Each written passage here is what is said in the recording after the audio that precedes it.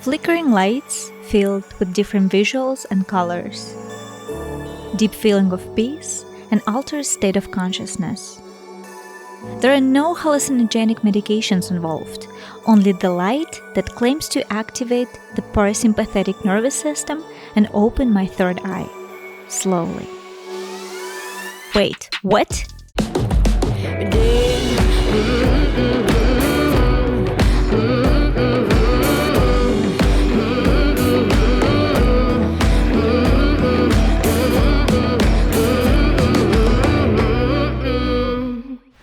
Yes, you heard me right. I already know that there are lots of different ways to help open our third eye, which is also known as the pineal gland. But how this one is different from others? Well, it is known that the pineal gland is highly responsive to light and will behave in particular ways depending on the frequencies being delivered. By slowing down the brainwave states, we can actually start to repattern our brains. Thus, the Ajna Light Therapy was created. Dru, it is a pleasure to meet you today, and thank you so much for the experience. Can you tell me, how did you come across this kind of treatment and what made you to choose specifically Ajna Light for your practice? In 2019, I was traveling up to Washington with my girlfriend to do a sound healing session at a festival, and we met a person named Joshua Reff who had his light set up at the festival, and he gave us an opportunity to go under the light. And when I went under the light, I had one of the most profound experiences being completely sober, and it just changed my life. And I immediately just knew I had to work with the light and incorporate it into the sound healing work and the music that I was doing. And so that just opened up a whole new avenue that's just blossomed ever since that experience. What is the Ajna Light is used for? So the Ajna Light is used for deep relaxation, energy wellness, and visionary exploration. And so it's using 5 high-powered LEDs, and those LEDs are sending light into the third eye, into the mind, and it's sending it at different frequencies depending on the preset or the intention of the session. And you have your eyes closed, and when the light is flickering these frequencies into the third eye, it's taking you on a light journey, which is different to everybody. And so it's an individualized experience. So each person has a different experience, and every time you do it, you have a different experience. What is the story behind the Ajna Light? Who is the inventor? The inventor is an amazing person named Guy Harriman, and he's based out of Thailand. And he went under the Lucia light number 3, which is a similar light. It was the first of its kind. And when he went under that light and had his experience, he also got some type of download, we'll say, that gave him new insights on how to create a similar light with different programming. And so he then produced this light, which has gone through 3 different generations of the light. And so this is the Ajna Light 3, which is the 3rd generation of the light. Can you tell me about what this system is, how it works? We are looking at. So the system is 3 main components, which is light, sound, and vibration. The light component would be the Ajna Light, which this is sending intentional frequencies through high-powered LEDs under this lamp into the person's third eye and their visuals. And then the second light is the pyrolight, which is sending infrared and magnetism into the body. And then the second component would be sound. So different soundtracks that will help you go into a meditative state or into just a musical journey will help guide the session through the auditorial aspect. And then the third piece of the puzzle would be the vibe system, which is a vibroacoustic table that you lay on, and that sends different vibratory frequencies into the body to help relax the nervous system. And when you put all three of these modalities together, it just allows you to get yourself out of the way so that source, information, relaxation, and visual journeys could just envelope out into your consciousness.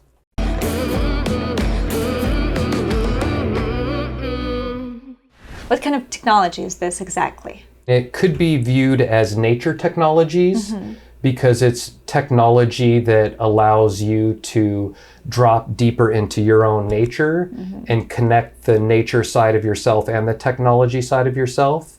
So it could be viewed as nature technologies. Some people may view it as like Atlantean past life technologies that are just re-emerging on the planet. If you subscribe to the idea that technologies have existed at one point and life just goes through these cycles where the technology disappears and then thousands of years later it reappears, and it's just this cycle that's nature happening with not a lot of technology. And then when the technology comes, it kind of removes the nature in some sense as it goes deeper into that era. And so you could see it as that, but I really like to just view it as technology that allows you to connect to your deep inner nature and bring out that deep wisdom that we all yearn for in some sense. Is there any magic behind the technology, or it's very straightforward? It's just the light, the sound, and that's pretty much it? Or maybe there's a special ingredient that no one knows about it? Well, I really like that question because magic comes up a lot. And I really love the word magic because that could mean anything to anybody. Exactly. And for me, magic is just the things that are unexplainable, the things that bring you back to this childhood way of viewing life where everything's just so fun and you start to just see things that are almost too good to be true, supernatural. And so I feel that the whole experience brings out that magic in everybody.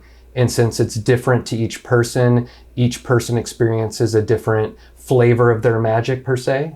Universe within ourselves, not vice versa. Not the light brings something into us, but we bring out the light.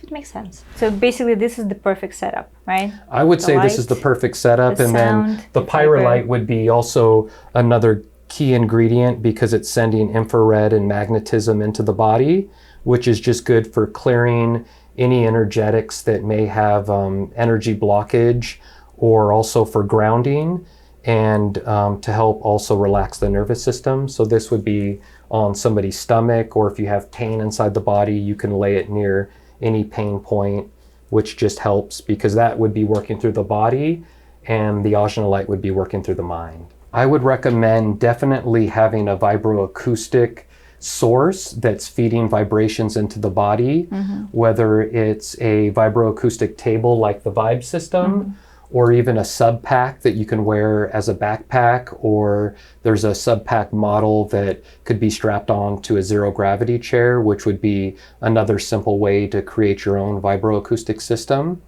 And what I like about the vibroacoustic aspect is that it just really allows your nervous system and your body to immediately relax. And it also allows you to feel like you're inside the sound. So it just gives it a more of an immersive experience altogether. And without the vibroacoustics, you may just be laying there in your head too much. And so by the end of the light session, you finally dropped in, whether it's 20 or 30 minutes into the session, when you could be on the vibroacoustic system, which just relaxes you so much faster that within minutes you can already be at that relaxed, calm state, removing the mind and just opening up to have more of a deeper experience altogether.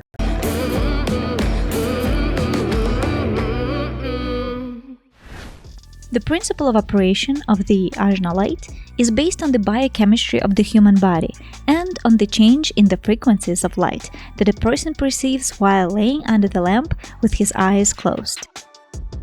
The brain waves are being attuned to the frequency set by the program. This could be alpha, theta, delta, gamma, or Schumann frequency. Typically, these frequencies vary between 1 Hz to 300 Hz. Basically traverse different brainwave states, and you can choose to be in a subconscious state, a conscious state, or a super conscious state. So you could pick a preset that just goes into like a conscious brainwave state in that that bandwidth, or you can allow it to just go into all the different brainwave states and go on like a mental journey, or you can even get really specific and choose one frequency. Like let's say you wanted to do 111 hertz. Right. You could do the whole session 111 hertz or 44 hertz, whichever one that you'd like to choose. So basically before the treatment, you ask the person what exactly he's trying to achieve with this kind of treatment, right? Yeah, and talk to them a little bit, and then that way, based on what their goals are, then I can kind of guide them on a journey. And as they do a bunch of sessions, they start to get a little more familiar, and then they can kind of take over and start to choose what direction they want to go in. I mean, which program from the factory presets is your favorite and probably changed your life the most? My favorite would be a Schumann preset, and that light journey it starts at 4 hertz and then goes up 4 hertz, 4 hertz, 4 hertz, all the way to the super conscious gamma range, and then brings your mind back down 4 hertz through conscious, all the way down to a subconscious delta frequency. And I like that because it's a full spectrum light journey. So you get to travel through each different brainwave state and really get to experience what the light does to your consciousness. And then after that journey, then the person could let me know what parts they liked, and then start to fine tune where they want to take the mind on future sessions. What is the deepest meditation state I can go with this combination of light and sound? The deepest would be how deep you'll allow yourself to go. So some days you may be able to open your heart, a little bit and shut the mind off, but then some days maybe you just are in a good mood, or there's just something that happened that day where you're more relaxed. And so you come into the session with more of an open heart and an open mind. And so I like to look at it as just emptying your cup.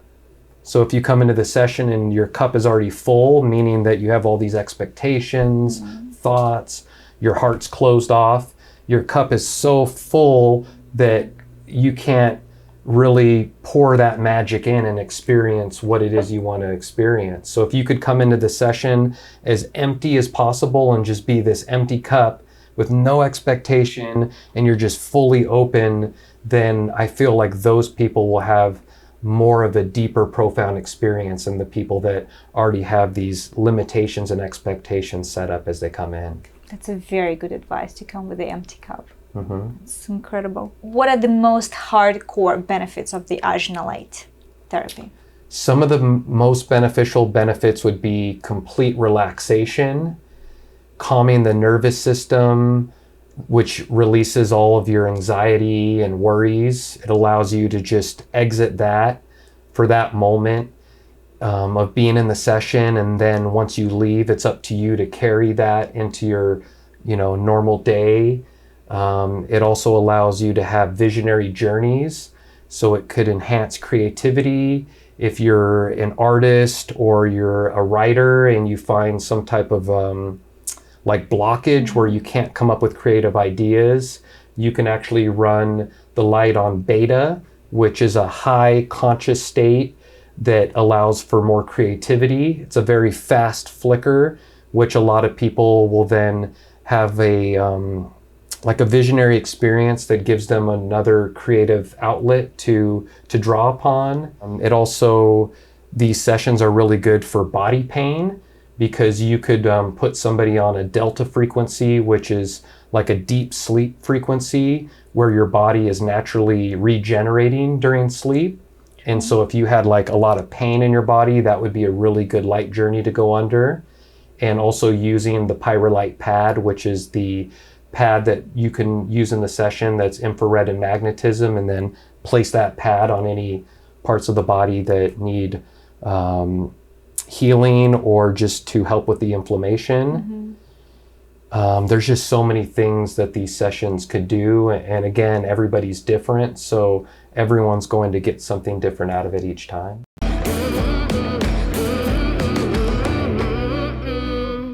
So Dru, tell me what else do you have in here? So some of the other things I like to incorporate into the session would be these glasses, which are called Pyrolite DMT meditation glasses. These hook into the pyrolite, and they send violet, infrared, and magnetism into the third eye. And so this is just a really great tool to use that's more of a portable version of the Ajna light. And so this is something you could take with you on the airplane, on a bus, you could take it on a road trip, and something that you wouldn't have to take all this time to set up on a tripod. And so it's a very easy way to get into a meditative state in your own personal practice. And then another device I really like using in the session, this is called Plant Wave. And so this device hooks up to plants. And so you put these electrodes onto plants, and it sends the pulse that the plant is sending out, and then it sends it into this device and turns it into MIDI notes. And so the plant starts to play music. So when you're in the session, and you can even bring your own plant to the session if you'd like, and hook this up to your plant, and then start to listen to the sounds that are being created by the plant. And then it starts to read the room and read you. And so when your consciousness changes, it actually changes the plant's consciousness. And then it's this synergistic type of motion that happens between you and the plant. Can you play the plant? Let's see.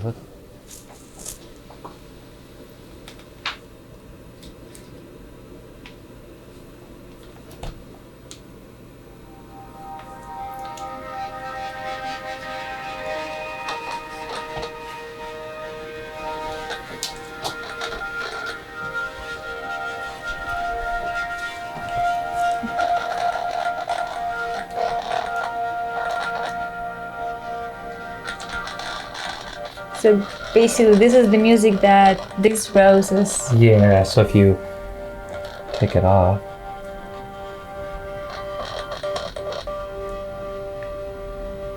It stopped.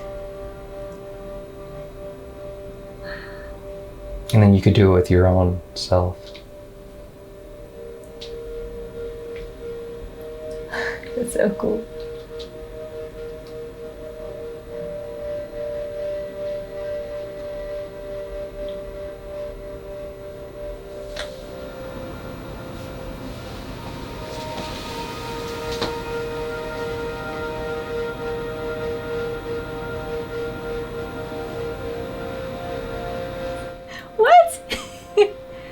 And all these electrodes are doing is just reading the life pulse coming out of you. So just like how the light's pulsing, like we're in a way like these light beings or energy beings that are pulsing energy even though we can't see it. And so this is just reading that electrical pulse, and then it's being translated through this device, which assigns different MIDI notes to those pulses.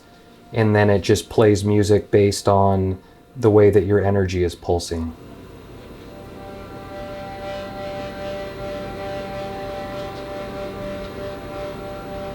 They sound beautiful.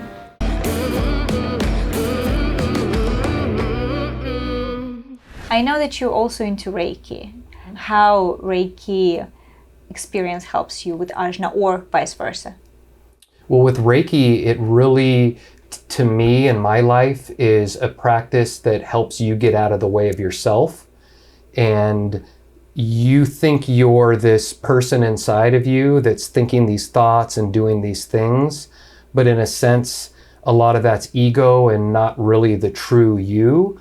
And so if you could get that out of the way, then I see it as source coming through, or God, or whatever you want to call that, that actually is the thing that's working through you and working in your life. And so modalities such as Reiki is something that is a practice to get yourself out of the way so that source could work through you. And so the light is very similar. It's a modality that allows you to drop into a meditative state. And the meditations that most people are aiming for is a meditation where you've completely released the thoughts, completely released the ego, and could be one with the universe. But it takes so much time and practice to reach those states of completely removing yourself. And the light is another modality that could just speed up that process and allow you to just get out of the way faster and allow the universe to unfold through you. How exactly the sound and the light can slow our brain waves? It really is maybe a mixture of the hypnotic, bringing that in to just, in a way, push away the thoughts and the ego. But then the vibration and the sound also have an aspect, along with the pyrolite, which is another light that's also used in the session, sending infrared and magnetism into the body to relax the nervous system. And there's probably more components and different nerves that we're shutting off, turning on, that help relax us. But two of the main things that I see right away, at least with myself, is just that I'm able to just let go of my normal conscious thoughts that are always there, and just to relax my nervous system so that I'm just completely relaxed and immersed in all of these modalities. Well, what is the secret? It's so not easy to let it go, the conscious thoughts. How do you do that, you personally? That's a really good question. I mean, it's part of the practice. What's the recipe? The recipe is just practice. Just over time, you just keep doing something over and over, and then it just comes naturally. And so you just have to start somewhere. So even starting with just meditation, yoga, writing, walking, anything you could do that's just, actively putting yourself in a state where you're getting out of the way, that self is out of the way, you're trying to just push the ego and these thoughts from the monkey mind that's trying to tell you things that aren't true, like telling you you're this, you're that, but that really isn't you.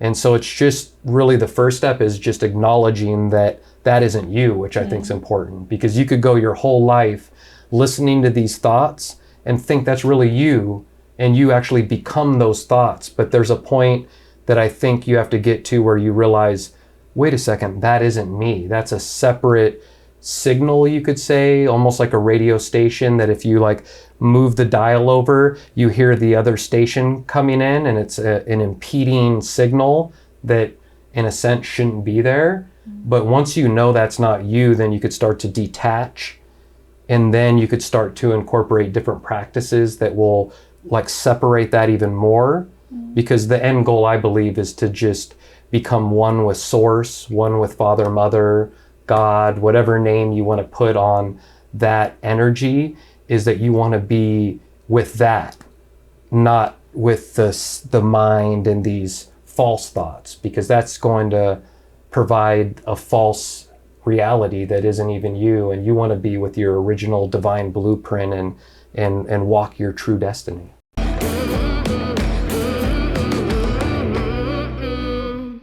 It is fascinating that from the outside the lamp, you can see only white light. But on the inside of your closed eyes, you can see different colors, shapes, and even messages. However, and it's a fact that everyone will have their own very subjective journey. A lot of people that do research on these specific lights believe that the high intensity LED flashes hit a spot in the mind called melanopsin, and when it hits that specific point in the mind, it triggers a cascade of chemicals from tryptophan, serotonin, melatonin, all the way up to DMT. And that's all, in a way, speculation, because we don't really have a way to prove that that's true. But a lot of people have that theory that that might be what's causing, in some cases, people to have very close to, if not DMT experiences under the light. But it doesn't happen every time, and it's not with every person. So it's more of an individualized type of experience where one person could have a really relaxing experience, and then the next person goes under and does have a very similar type of DMT experience under the light. I didn't experience anything anything close to DMT or out of body, obviously, today. Otherwise, you would know about it. But in order for a person to get this kind of experience very, very deep, right, does he have to trigger some kind of specific emotions? Does he have to be somehow open to it? Yeah, and that's a really good question. I think everybody will have a different response on what it is that they believe is the trigger to take somebody into those deep states. The more I ponder on it, I feel that it's just you getting out of the way, meaning the self, the ego, the thoughts. And it's almost, if you have more of an open heart and open mind and just allow yourself to be more open, I think maybe that might be part of the recipe to go into a deeper state, because if you think about it too much and the mind and the ego come back into play, it kind of just stops or blocks the experience. And sometimes people are naturally able to do that. Sometimes you may have had a bad day, and when you get to the session, it's harder to release that self or ego. And so I'm not 100% sure on whether or not there is a precise recipe that takes you there, but I do believe that if you do come into the session with an open mind and an open heart, you'll have a better chance of reaching those deeper states. So what's the end goal of the whole treatment, basically? Because as you said, it's probably a step towards, but what's the end goal then? The end goal, I believe, is to change your consciousness. Mm-hmm. So to bring your conscious state that's normally attached to the subconscious, which is dreams, which is these programs running in the background that you don't even know is keeping you in a state of lack, not living your full potential in life, and to remove those programs in the subconscious, which detaches the anchor into these subconscious states, which will allow you to move your conscious mentality, your conscious mind state into super conscious, which are these gamma lambda frequencies. Some people call them unity consciousness, Christ consciousness, and to really just change your consciousness. And by changing your consciousness, you could change your life. If that's a possibility even, I wish everyone can really experience that, right?